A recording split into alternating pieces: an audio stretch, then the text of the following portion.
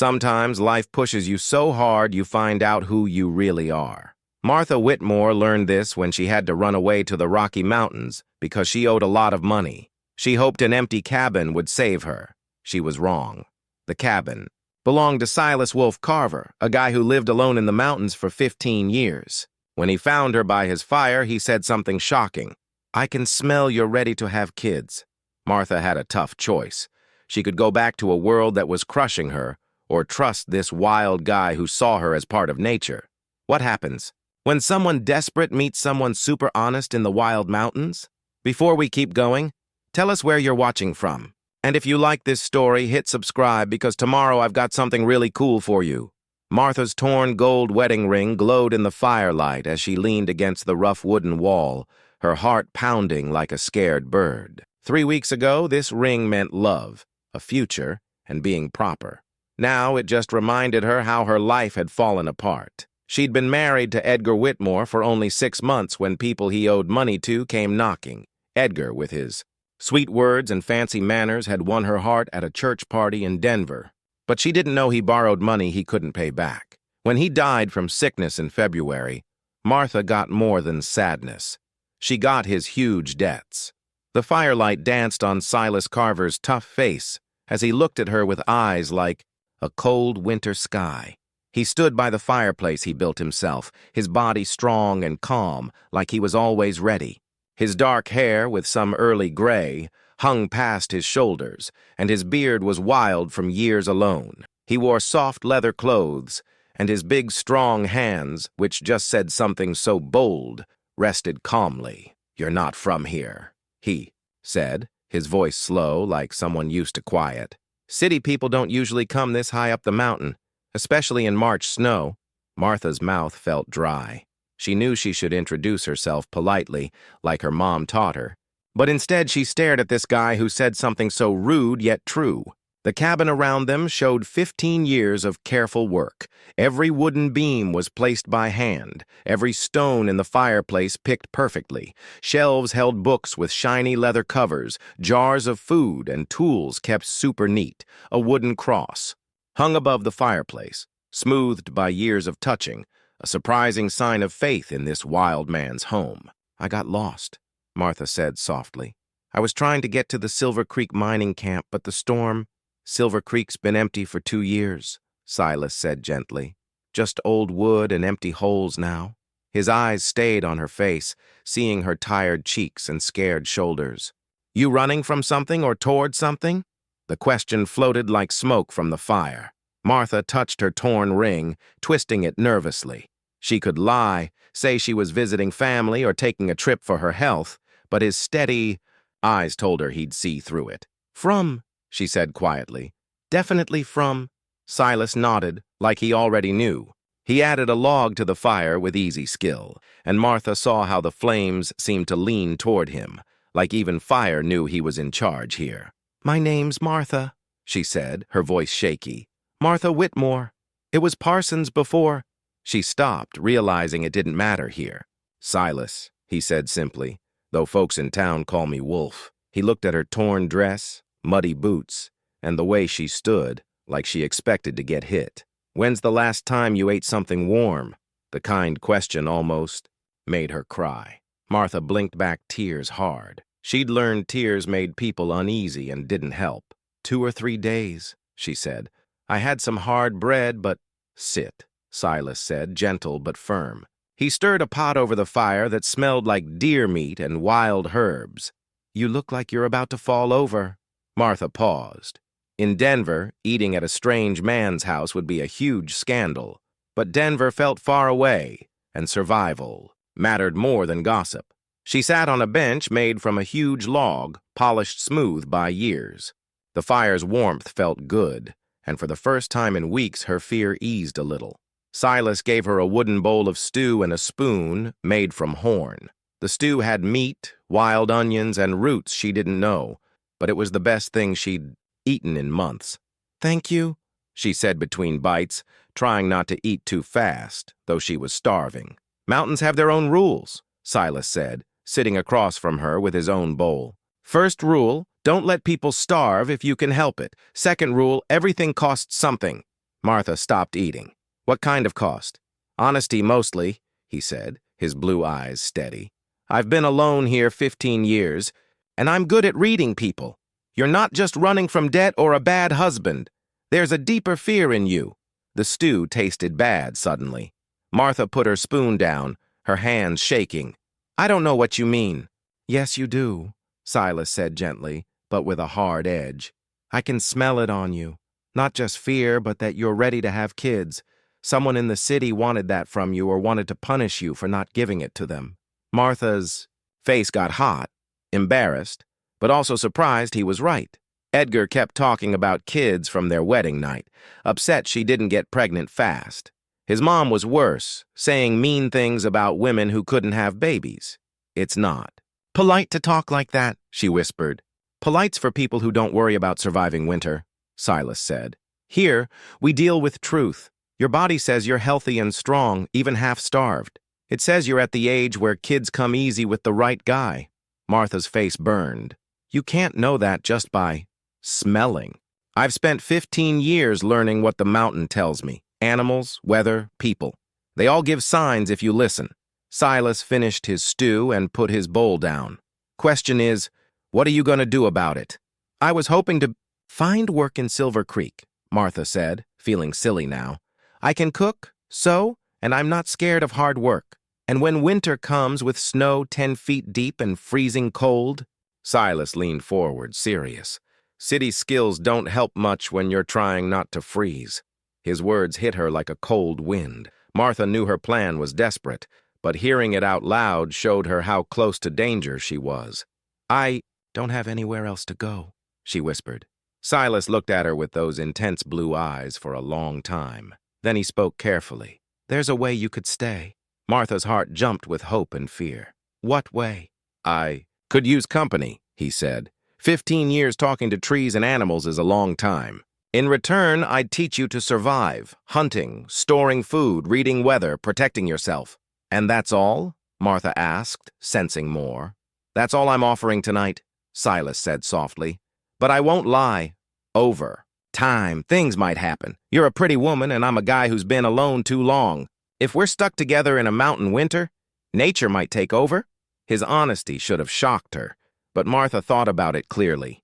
She could go back to Denver and face jail for debts, or stay here and learn a new life. I need time to think, she said. Take all the time you need, Silas said, fixing the fire for the night. But morning's coming, and the mountain doesn't wait for anyone. Martha lay on furs by the fire, staring at the wooden cross above the fireplace. Silas had believed in something bigger than just surviving once. Now she wondered if she could believe in starting over, even if it meant forgetting everything she'd been taught about being proper. Outside, the wind howled, but inside, the cabin was warm and safe. For the first time in months, Martha slept without fear. She woke to total silence. So quiet, it felt heavy. The fire was low, and soft morning light came through the window, showing a world covered in new snow. Silas was gone, but she smelled coffee and heard an axe chopping wood outside. She put on her torn dress, feeling how bad her clothes were for this cold place. The floor was freezing under her thin boots as she went to the window. Outside, Silas chopped wood with perfect swings, each log splitting cleanly, the sound echoing off the mountains. When she stepped outside, the cold hit her hard, making her lungs hurt. The snow crunched like glass under her feet. Silas looked up, seeing her thin clothes. Morning, he said, his eyes noticing how she shivered. Coffee's ready inside? Thank you, Martha said, her breath making white clouds. I should go. I've stayed too long already. Go where? Silas asked, standing tall with the axe in his hand. I don't know, she admitted, but I can't keep taking your help. It's not right. Right by whose rules? Silas asked, calm but sharp. Your fancy Denver friends who let you walk into a snowy mountain with nothing? His words hurt because they were true. Martha lifted her chin, trying to be brave like she was at Edgar's funeral. I'll figure something out. I always do. Will you? Silas put the axe down and stepped closer, his boots crunching. Snow. Tell me, Martha from Denver, what's your plan to survive? You've got maybe 6 hours before you're too cold to move if you don't get lost first. I'm not helpless, she said, but her voice sounded weak. Never said you were helpless, Silas said. I said you're not ready. There's a difference between being brave and being foolish. Walking into a mountain winter without good clothes is foolish. Martha felt her dad's pocket watch in her pocket, her last valuable thing. It was silver, with his initials, worth enough to buy a ticket somewhere warm. Selling it would mean losing her dad, who taught her to keep her promises. I have this, she said, holding out the watch with shaky hands. It's worth something. Maybe you could trade it for supplies. Keep your watch, Silas said softly. A man's watch isn't something you give up easily. It was my dad's, Martha said, not meaning to share that. He died when I was 16. It's all I have of him. Silas looked at the watch, then at her. What did your dad do? He was a preacher, Martha said, the memory hurting even now. He believed in helping people, doing right no matter. What? Sounds like a good guy, Silas said. He was, Martha said, holding the watch tight. He'd say taking help is okay if you need it. Pride's wrong when it stops you from surviving. Silas nodded. Preachers know survival sometimes means letting go of pride. Before Martha could answer, the wind got stronger, swirling snow around them. The cold felt even worse. Silas looked at the sky like he was reading a book. Storm's coming, he said, sounding urgent. A big one. Those clouds mean trouble. We need to get inside. Martha looked up, seeing only gray clouds like before. How do you know? 15 years watching mountain weather, Silas said, heading to the cabin. The wind, the air's smell, the pressure. It's gonna be bad. Snow started. Falling, soft at first, then fast and hard, pushed by wild wind. I should go, Martha said, but it sounded fake. If you go in this storm, you'll die, Silas said straight. Not maybe, you will. I'll find you frozen when spring comes. His words scared her. She'd heard stories about mountain storms, but thought they were just tales. His face said they were real. How long will it last? She asked. Hours, maybe days, Silas said, guiding her to the cabin with a gentle hand. Mountain storms don't follow schedules. Inside, the warmth felt like a hug. Silas checked supplies, closed shutters, and built up the fire. Martha stood by the door, feeling useless. Can I help? She asked. Stay warm, and don't freak out, Silas said, stacking wood by the fire. This cabin's been through storms. We'll be okay if we're smart. Outside, the wind screamed like lost voices. The cabin shook, but its thick walls held strong. Martha was thankful for Silas's building skills. Every piece fit perfectly. Tell me about the deal you mentioned last night, she said, sitting by the fire. Silas stopped stacking wood and sat across from her. The firelight showed the gray in his hair and lines around his eyes from years in the sun and snow. I'm offering to teach you to survive, he said. Hunting, storing food, reading weather, protecting yourself. In return, you help with daily chores and keep me company. And the part about nature taking over? Martha asked. Silas looked at the fire for a long time. I won't lie, Martha. You're pretty, and I've been alone a long time. But I won't force anything. If something happens, it's because we both want it. His honesty surprised her. Edgar never talked about feelings so openly. Everything was about duty or being proper, making her wonder if only bad women felt. Ashen. If I say no, but want to stay, and nothing happens between us, then nothing happens, Silas said firmly. I'd rather have real friendship than forced closeness. The storm grew louder, rattling shutters and piling snow outside. Martha watched the snow and felt something loosen inside her, like letting go of rules she didn't know she followed. Okay, she said softly. I'll stay. I'll learn what you teach me. Silas nodded, looking relieved. Good. We'll start with basics after the storm. For now, when you're stuck in a storm, you rest. Fighting it wastes energy. A big gust shook the cabin, snow hissing down the chimney. Martha pulled her shawl tight and watched Silas tend the fire with calm skill. For the first time since Edgar died, she felt a future, scary but real, unlike her old life. The storm lasted 3 days. trapping them in the cabin with a wall of snow that hid the world. By day 2, Martha stopped, jumping at the wind's howls. By day 3, she understood why Silas was okay with the storm's wildness. Being forced to just sit and wait was kind of nice, with no pressure to do stuff. When the storm stopped and Silas opened the shutters to bright sun on fresh snow, Martha felt like she saw a new world. The snow was shaped into curves and peaks, clean and sharp, like the mountain was new. "Pretty, huh?" Silas said, standing by her at the window. "First snow always feels like a fresh start." Martha nodded, feeling his warmth next to her, his steady breathing, and his smell of wood smoke and leather. 3 days together made them know each other's habits in a way that felt natural but risky.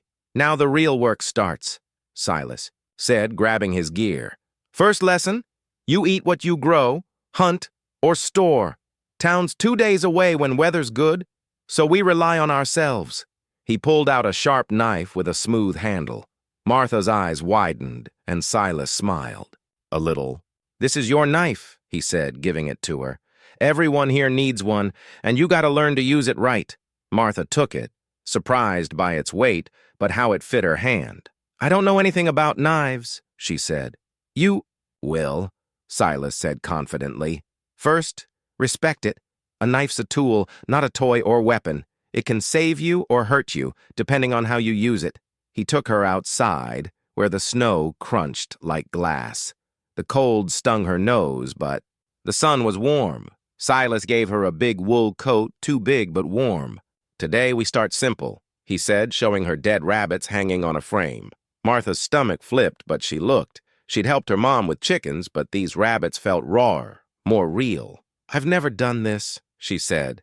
"Everyone starts somewhere," Silas said kindly. "Watch me first, then try. Use the knife with confidence. Hesitating makes mistakes." He showed her how to hold the knife and cut cleanly, separating skin from meat. His moves were smooth, like he'd done it forever. Martha watched, fascinated but a bit sick. "Your turn," Silas said, giving her a rabbit. Her first tries were messy, and she was scared of cutting herself or ruining the meat. But Silas stood close, guiding her hands, his voice calm when she got nervous. "Feel the difference between skin and meat," he said, his breath warm by her ear. "The knife tells you where to cut if you listen."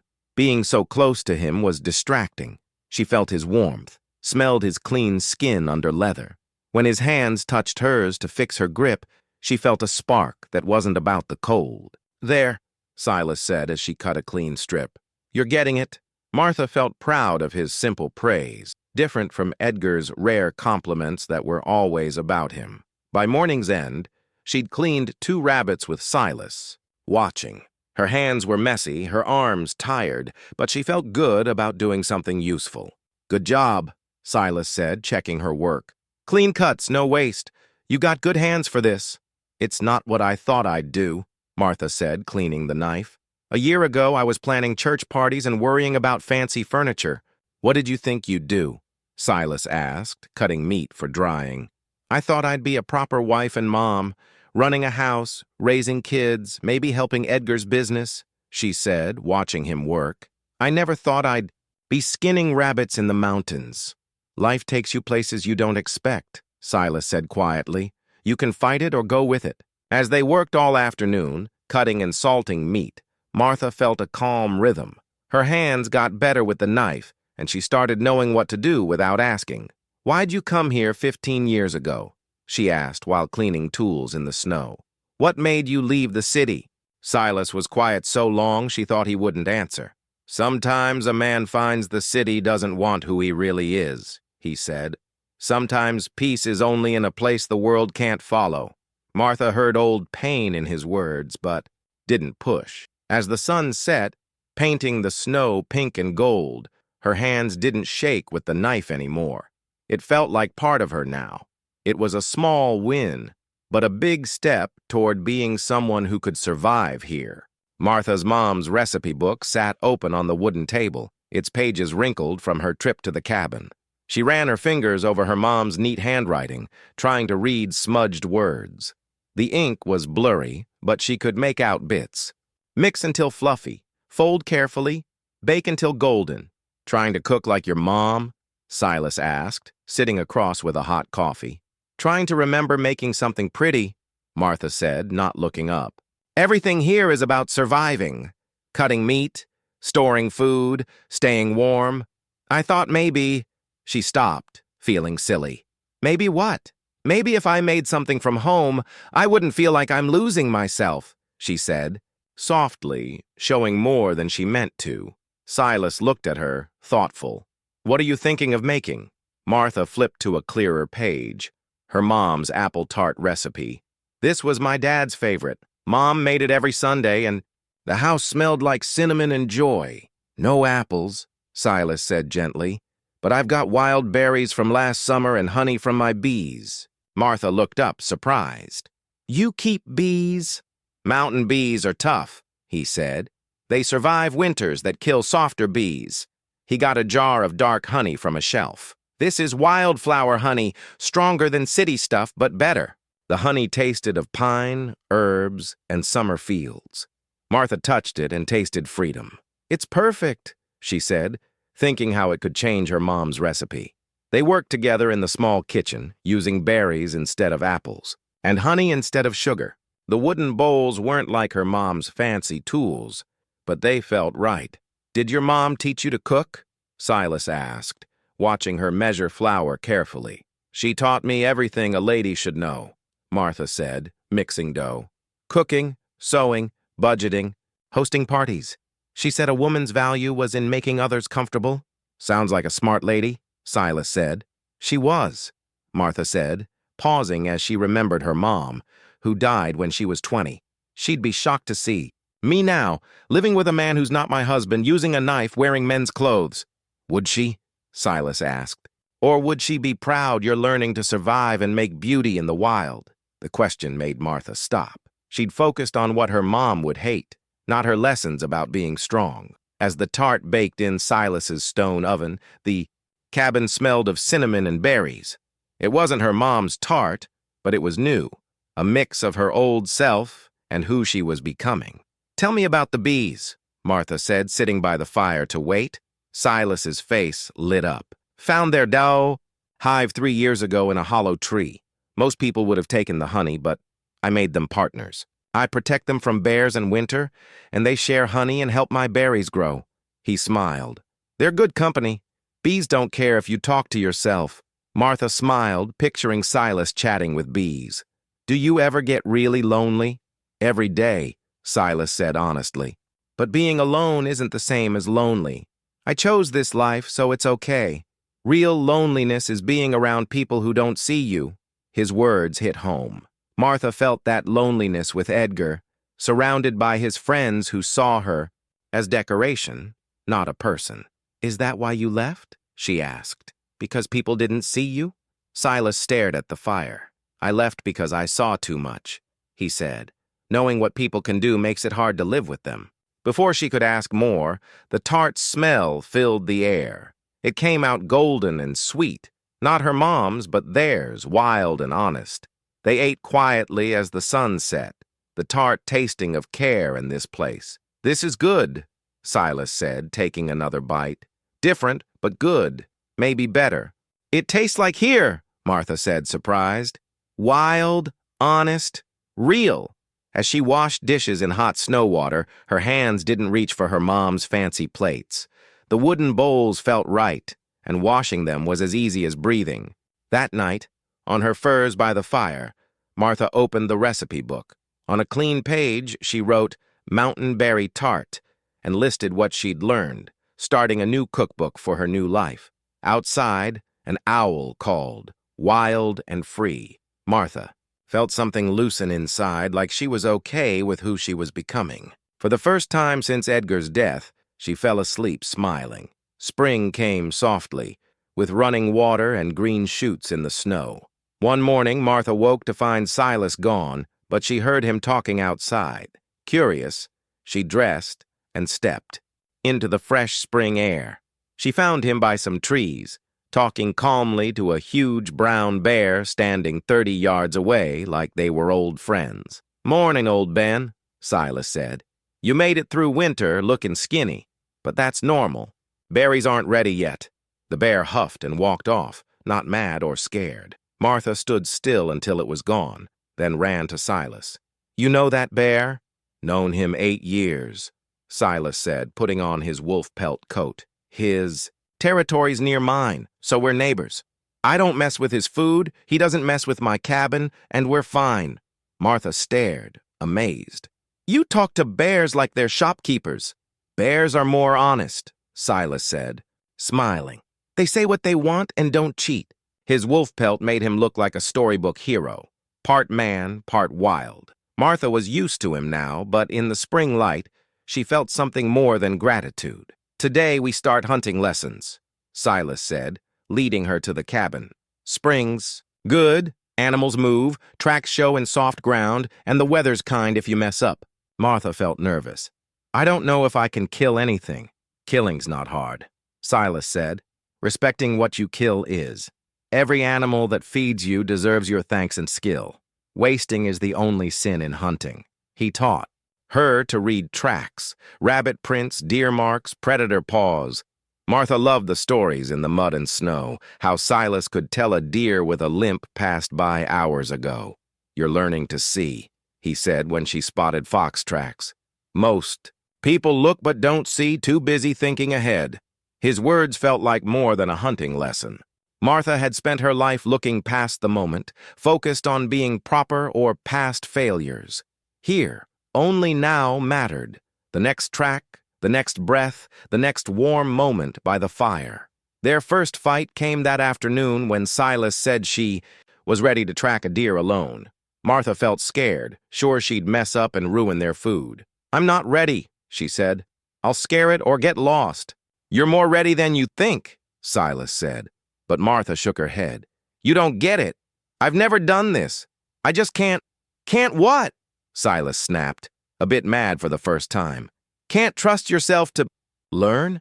Can't believe you're stronger than you think? I'm not strong, Martha said loudly. I'm a widow with no money, lost in a storm, saved by a stranger. I can barely care for myself, let alone hunt. Silas looked at her, quietly, then spoke softly but firmly. The woman who survived Edgar's death, creditors, and a mountain winter with just courage, who learned to skin animals and use a knife in days. She's stronger than she knows. His words hit hard. Martha felt tears and turned away, embarrassed. I'm scared, she whispered. Good, Silas said, standing by her. Scared keeps you alive. Cocky gets you killed. He paused, then added, I'll be with you every step. His words warmed her, not just with relief, but something deeper. She noticed his pine and leather smell, his strong hands fixing her rifle grip. Their first hunt was amazing. Moving with Silas was like watching an artist, every step careful, every sense sharp. Martha matched his rhythm, her breathing slow, her senses open to wind and water sounds. When they saw a young deer drinking at a stream, her heart raced. Silas positioned her, guiding her arms to aim the rifle, his voice soft in her ear. Breathe in, let half out, hold steady, he whispered, his warmth against her back. Squeeze the trigger like pressing a flower, gentle and sure. The moment felt endless, every heartbeat loud. She felt Silas's touch and something clicked. She was where she belonged. She fired. The shot echoed, and the deer fell cleanly. Martha lowered the rifle, shaking, feeling triumph and sadness. Well done, Silas said, hands on her shoulders. Clean kill, no pain. He'll feed us well. As they cleaned the deer, something changed between them. His touches, their focus, the way he steadied her. It felt closer than just friends. When their eyes met over the deer, she saw he felt it too, and neither looked away. A crown of wildflowers, purple, lupine and red paintbrush, sat on Martha's head, made by Silas when she wasn't looking. She saw her reflection in the cabin's mirror, her face tanned, hair braided for work, eyes bright with health and maybe joy. You look like you belong here, Silas said, his voice warm, making her heart beat fast. Do I? Martha touched. The flowers, feeling they fit. I can hardly remember the woman who wore silk and cared about calling cards. She's still there, Silas said, stepping closer. But now she's got a stronger friend. The flowers were a surprise that morning. left by her bed, still wet with dew. The sweet gesture made her heart tight. Emotions she thought she'd buried with Edgar. "Why'd you pick these?" she asked, turning to him. Silas looked shy, odd for his tough face. "Saw them by the beehives and thought they were pretty enough for you." His blunt compliment made her blush. His usual praise was about her knife or rifle skills, but this was personal, crossing lines they'd kept. Horses approaching broke the moment. Silas tensed, moving to the window. Martha's stomach sank. Visitors were rare and usually bad news. "3 riders," Silas said, reaching for his rifle. "Coming steady, not rushed." Martha looked out and froze. "That's Thomas Brennan," she whispered, stepping back. He knew Edgar. Silas's jaw tightened. "What's he want here?" Before she could answer, Brennan called, "Hello, cabin! Looking for Martha Whitmore. Heard she might be here." Martha's blood went cold. If Brennan found her, it meant her creditors were still after her, or worse. "Stay back," Silas said, heading outside with calm confidence, though his hand stayed near his pistol. "Afternoon," Silas called. "Don't get many visitors. You lost?" "Not lost," Brennan said, getting off his horse like he owned the place. "Thomas Brennan for Edgar Whitmore's estate. Looking for his widow, about 30, brown hair, probably alone and upset." "Lots of people pass through," Silas said coolly. "They don't stay long. This place is tough for city folks." Martha hid by the window, listening. Brennan's presence meant trouble for her new life. "Mrs. Whitmore left Denver in trouble," Brennan said, his voice harder. "Questions about her husband's money, problems a federal marshal might care about." Martha's knees shook. A federal marshal meant more than debt, maybe jail. "That so?" Silas said, calm. "Folks pass through, but I don't know. Their business." "Can we water our horses?" Brennan asked. "Long ride. Use the creek," Silas said. "But don't stay long. Strangers mess up the mountain's rhythm." Martha saw Brennan's face tighten. He wasn't used to being brushed off. "There's a reward for finding Mrs. Whitmore," he said, sounding mean. "Big reward. Worth a mountain man's time to think hard if he's seen her." "Maybe," Silas said nicely. "But I'd need to see someone like that first. You're my only visitors in months." His lie was so smooth, Martha almost believed it. Brennan looked mad, but left with his men. Silas came back to find Martha shaking on the floor. "They think I stole money," she whispered. "They think I helped Edgar cheat." Silas knelt, gently holding her face. "Did you?" "No," she said fiercely. "I barely knew his business. He said wives shouldn't worry about that." "Then we'll figure it out," Silas said. "You're safe now. They didn't see you." "They'll come back," Martha said, scared. "Men like Brennan don't quit." "If a marshal's involved, we'll deal with it," Silas said, hugging her gently. "You're not alone anymore. We face this together." His promise and warm hug made her cry hard, not polite tears, but real ones from her heart. When she stopped, she was still in his arms, hearing his heartbeat. The flower crown was scattered on the floor, like she was letting go of her old life. "I'm not who I was," she said. "No," Silas agreed, his voice deep. "You're someone better, someone real." He lifted her face, and their eyes met, full of longing for a real connection. Their first kiss was soft, full of hope and promises. "Whatever happens," Martha whispered, "I'm glad I found you." "We found each other," Silas said, "and I won't let anyone take that away." A wanted poster, old and torn, showed Martha's face clearly. The sketch wasn't perfect, but close enough to scare her. Big letters said, "Wanted for theft and conspiracy. $500 reward." Silas read quietly, "Wanted for stealing from federal mining claims and cheating the government." Martha sat, shaking, holding the poster. Federal mining claims? Edgar never said anything about mining. Silas looked at her with a strange look that scared her. "What did Edgar tell you about his business?" "Import and export," she said. "He connected Eastern investors with Western stuff like lumber or cattle." She stopped, seeing Silas's face change. "Why are you looking at me like that?" Silas opened a trunk, pulling out a federal marshal's badge. Martha stared, shocked. "You're a lawman?" "Was," Silas said, holding the badge like it hurt. 15 years ago, before the mountain. The betrayal hit hard. "You lied to me!" "No," Silas said, pained. "I'm who I said." A man who left the city. This badge isn't me anymore. But you know what they say I did, Martha said, angry. And you let me act clueless. Silas put the badge down. Edgar sold fake mining claims on government land. It cost investors $200,000, and the government wants someone to blame. And they blame me, Martha said, flat. The widow who got his stuff and ran. Silas looked at her. It looks like you knew and ran with the money. Martha felt trapped. Her new life and love seemed fake now. Is that what you think? That I tricked you to hide me? No, Silas said fiercely. I think you got caught in Edgar's mess without knowing. You ran because you were scared, not guilty. How do you know? Silas pulled out a folder of notes. Because I worked Edgar's case before I quit. I spent 6 months chasing leads. Everyone said Mrs. Whitmore didn't know anything about his business. Martha stared at the folder, hope and fear mixing. If you knew I was innocent, why didn't you tell me? Knowing and proving are different, Silas said bitterly. My bosses wanted someone to blame, and a dead man can't go to court. You who ran were easy to pin it on. So you let them frame me, Martha said. I tried to stop it, Silas said, his voice breaking. I wrote reports, argued with bosses, threatened to go public. They told me to drop it or lose my job. And you quit, Martha said coldly. I came here where I didn't have. To watch innocent people get hurt by a system that cares more about blame than truth, Silas said, reaching for her hand, but she pulled away.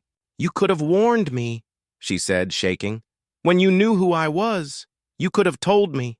I was going to, Silas said, desperate. I was waiting for the right time, not wanting to scare you. Then I fell in love with you, and I couldn't stand you running again. His love confession hung there. Martha wanted to forgive him, but the lie hurt too much. Love, she said bitterly. How can you love someone you lied to? I didn't lie about my feelings, Silas said. Everything we built is real.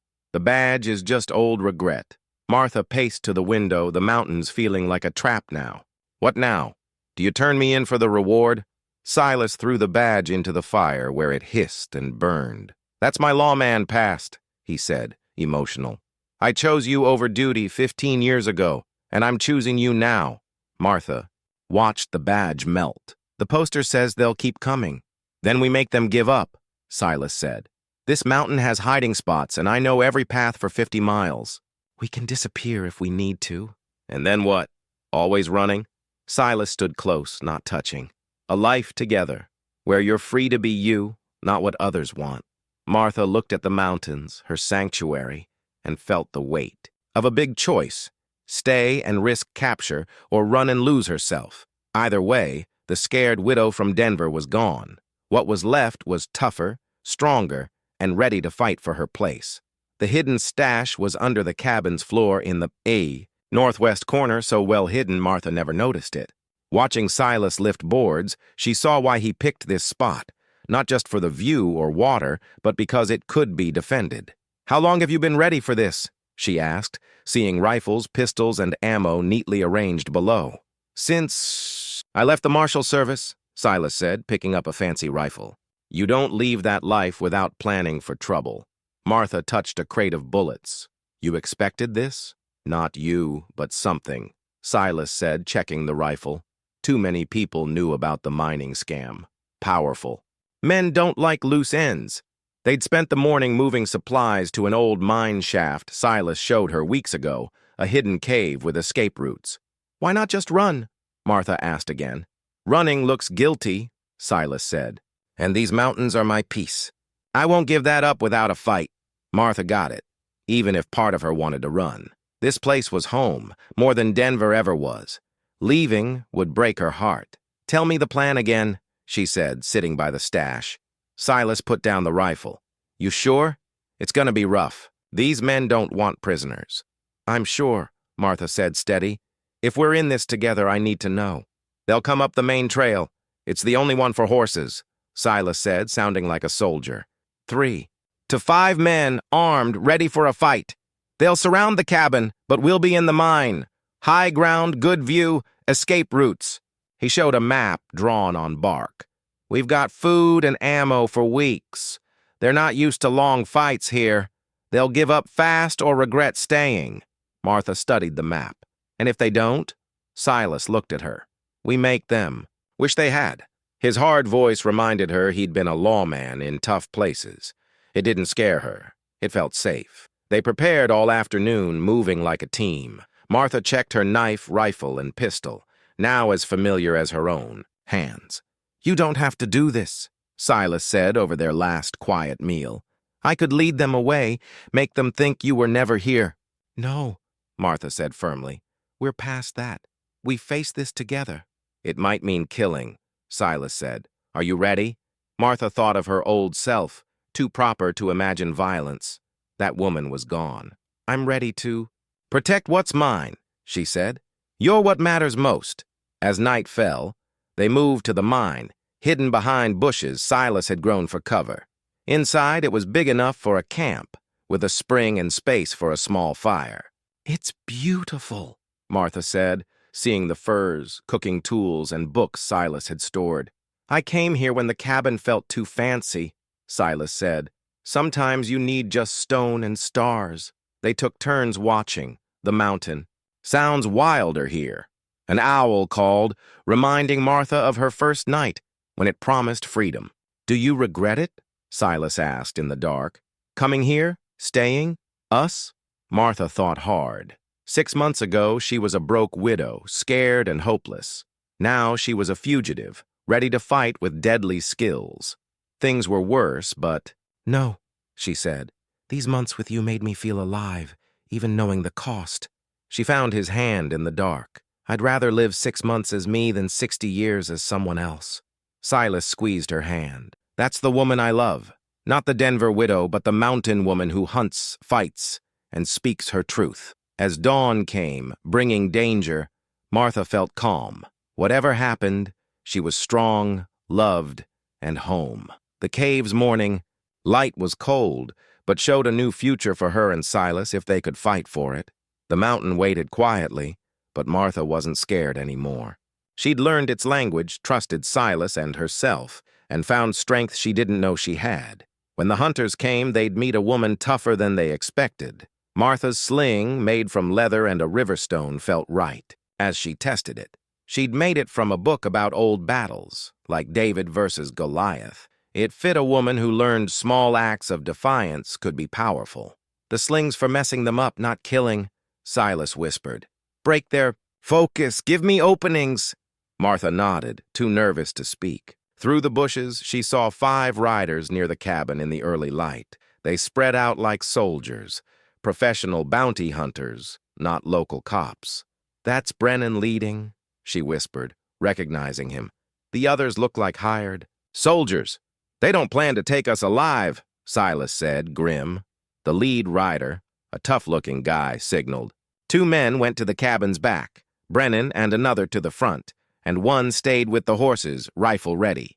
Brennan banged on the door. Carver, we know you're hiding a fugitive. Send out the woman and we'll go easy. Silence. Answered only wind in the pines. Have it your way, Brennan yelled. Boys, burn them out. One man threw a burning stick through the back window. Smoke poured out as the fire caught. That's our signal, Silas said, readying his rifle.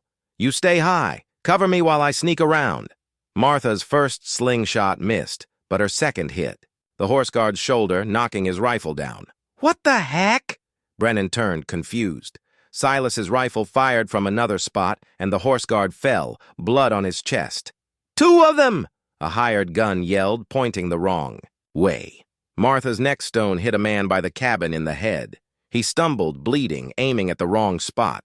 The chaos was what Silas wanted, making them think there were more of them in different places. But the hunters were pros and got smart fast. Brennan gave orders and they moved in pairs, using the cabin and trees for cover, heading up the slope. They're learning, Martha whispered to Silas, who'd moved again. Good, he said from the shadows. Let them think they're winning. Martha aimed a stone to miss on purpose, hitting a tree to make a man hide behind a rock, right where Silas wanted him. Silas's rifle fired and the man stayed down. 3 gone, 2 left, Brennan and the scarred leader hiding behind the burning cabin, rethinking their plan. Carver! Brennan shouted, annoyed. The woman's wanted for crimes. You can't hide her forever. Watch me, Silas yelled back. There's nowhere to run. We'll wait you out, bring more men if we need to. Martha smiled. She and Silas had the mine, supplies, and escape routes Brennan didn't know about. The scarred leader moved to sneak around. Martha waited until he was between rocks, then hit his knee with a stone. He fell, yelling in pain. 4 down, only Brennan left, stuck behind the burning cabin with no good moves. They'd won the first fight, but Martha knew the real battle was coming. The emergency cave, deep in the mountain, was Silas's last plan, a place to hide forever if needed, with just stone and grit. Martha watched the cave entrance with her rifle while Silas wrapped his wounded shoulder. Brennan's lucky shot had hit him during the fight. How bad? Martha asked, eyes on the entrance. Bad enough, Silas said, wincing. Bullet went through, missed bone. I'll live, but I can't fight much. Good thing I can handle myself now, Martha said, confident. 6 months ago, she'd have been too scared to face a gunman. Now, with Silas's blood on her hands and her rifle like a friend, she was ready to protect them. Brennan's not leaving, she said, checking ammo. He's hurt. His men are dead, and he doesn't know this mountain like us. We wait him out. Don't underestimate him, Silas warned. Desperate men do crazy things. Brennan's voice came from outside. Mrs. Whitmore, I know you hear me. Your man's bleeding. How long can he last without a doctor? Martha stayed quiet. Talking would help Brennan find them. I'm fair, he called, moving to find the cave. Come out and I'll get Carver a doctor. You have my word. His word, Silas muttered, from a guy who tried to kill us. You can't hide forever, Brennan yelled. I've got time and supplies. He didn't know the cave went deep with another exit a mile away, or that Martha knew every turn by heart. I'm going around, she whispered, moving to a back passage. I can get behind him. No, Silas said, trying to stand but hurting. Too risky. We wait. The plan was for 2 fighters, Martha said. Now it's me, and I know the tunnels he doesn't. She moved through the dark passage, knowing every step and rock. Behind her, Brennan kept yelling, thinking. They were trapped. The tunnel took 20 minutes, but she reached the hidden exit behind boulders. Brennan was 50 yards away, watching the main cave, limping from her earlier slingshot. Martha aimed her rifle from a boulder's cover. Last chance, Mrs. Whitmore, Brennan called. I'll make this cave miserable for you. Hope. You're a better shot than your men, Martha yelled from behind him. He spun, shocked, looking right at her. For a moment, they stared. Her, the widow-turned warrior, and him, the hunter who didn't expect this. Impossible, he said, raising his rifle. No, Martha said, steady. Just impossible for a man who doesn't respect the mountain. Her shot rang out and Brennan fell, surprised. She waited, making sure he was done, then went back to Silas. Is it over? He asked, pale but tough. It's over, she said, helping him up. All of them. Standing at the cave mouth, looking at their mountain, Martha felt free, not just from Brennan, but from her old life's rules. The mountain had claimed her, and she'd claimed it back. Silas held up 2 gold rings he'd made from mountain nuggets, simple but shiny in the firelight. Not fancy, he said, proud. Not perfect, but ours, made to last. Martha took the smaller ring, perfect for her finger. They're perfect, she said. 6 months had passed since the fight that left 5 graves below their cabin. They'd healed, learning to live with what they'd done. The government gave up looking, thinking the hunters died fighting Indians, and Martha froze in the winter, close enough to keep them safe. Do you regret it? Martha asked, sitting on their new porch. Killing those men? Going against your martial oath? I regret it was needed, Silas said. I regret the world makes good people fight to protect what's theirs. But I don't regret saving you or choosing love over duty. Their rebuilt cabin was stronger, with hidden spots and defenses, but also cozy with Martha's recipes, Silas's books, and her deer-hide quilts. I found something in the mine, Martha said, showing 3 gold nuggets. Enough for a wedding. Party if we trade smart. Silas's eyes widened. That's big, Martha. Enough to start over in California where no one knows us. Is that what you want? She asked, knowing his answer. No, he said firmly. This is home, where we belong. I'd rather be poor here than rich anywhere else.